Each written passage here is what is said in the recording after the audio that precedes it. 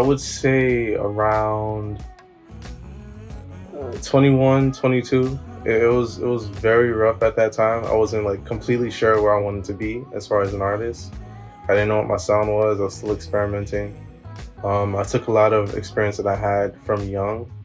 Because I started playing the piano when I was 5, so I used that experience of understanding melodies and progressions in music so that I could like kind of get into that R&B area, but I wasn't really sure. So I would say like around like 20, from 22 to 24 is where I really started pushing my music or like being serious, I guess. 'Cause I'm really that guy. I ain't here for all of your bad. I don't even think I have one, to be honest. Many times come to the studio and I would just have a like a melody in my head, and if it sounds right on the beat that I'm using, I just write it right then and there. Sometimes I don't. Sometimes I'm home and I'm by myself and I got my headphones in and I'm chilling and I could just write a song. But a lot of times it's off the fly. It's like what I feel. The beat has to be good though. It has to sound good. If it doesn't really help with the writing process. If I can even really say there is one, but um, just bare feeling. That's all it is. It was such a treasure. Yeah, I want it forever. I think there's two. They're both unreleased. Actually, no, three. One released, two unreleased. Beautiful Lies was definitely a dope. That it was definitely a great recording session. It's more of like a contemporary R&B style. I haven't really done something like that before, but I always knew that I could. And I just did it, and it just worked. The other two, there's a song that's gonna be released not too long from now called "Feel Away." It's more trap soul, Travis Scotty feel to it, more upbeat. That was really fun to record. And a song that I recently started recording that I haven't finished yet called "Take My Time." That's also like super fun to record. It just, anytime something sounds great, like it just sounds good and I'm flowing with it and I'm in a groove, I have fun. That's when I could say like it was just a great session or a great time to record.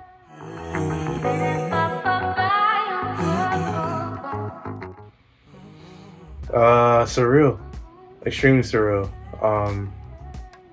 I mean, it's the most.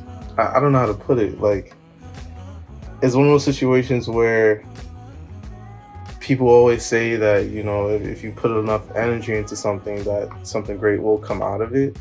I didn't believe that for a very long time until it actually happened to me.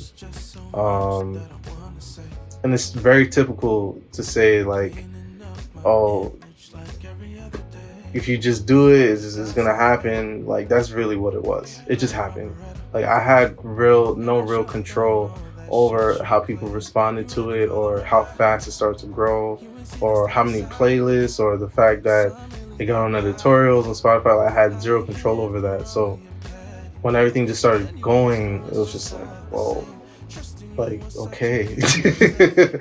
All right. But it was a great feeling. It was a really great feeling. It feels good to accomplish something like that. What do you have so deep? A lot of people for a long time kept comparing me to Jamie Foxx and Party Next Door, and it was respectable because I listened to them a lot. Like, they were, in my opinion, the two artists that I could relate to as far as sonically and lyrically, maybe even cadence and sound. But those guys I studied a lot. Like, I really tried my best to imitate until I was able to like figure out what does Carl sound like. Like what can I do that's like, yeah, that's some CokeCarl shit. Like that's his song for sure. It took me a while. I feel like only recently I've been able to say like, yeah, this is me. Like, I don't think I sound like anyone else. I think I sound like me.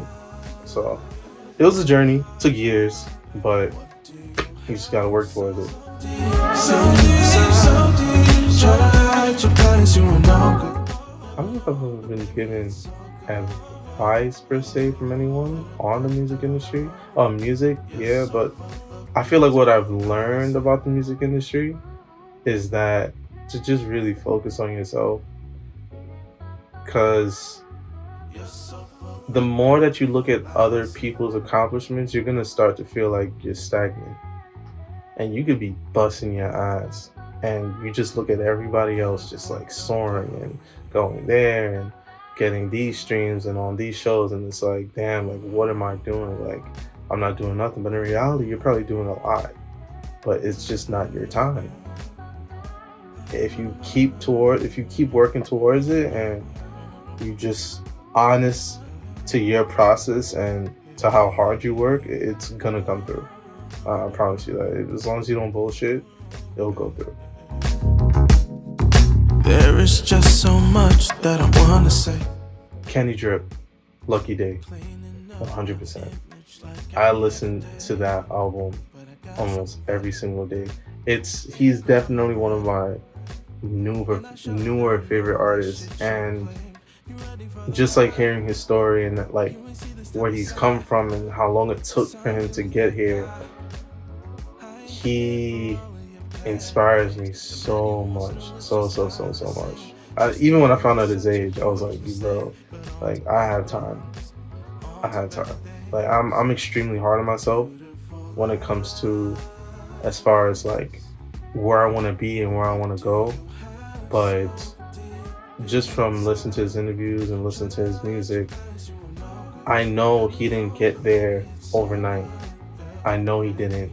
And the fact that he's there now and he sounds like that now is like that's extremely inspirational. So when I listen to his music and I listen to that album, like that's like my number one right now. With a different guy like every other day. I think my top three would definitely be, of course, Lucky Day, Snow Allegra, and SZA. But you ain't really feel the same. Come at you like a pile of fucking bricks. I don't know, maybe moments.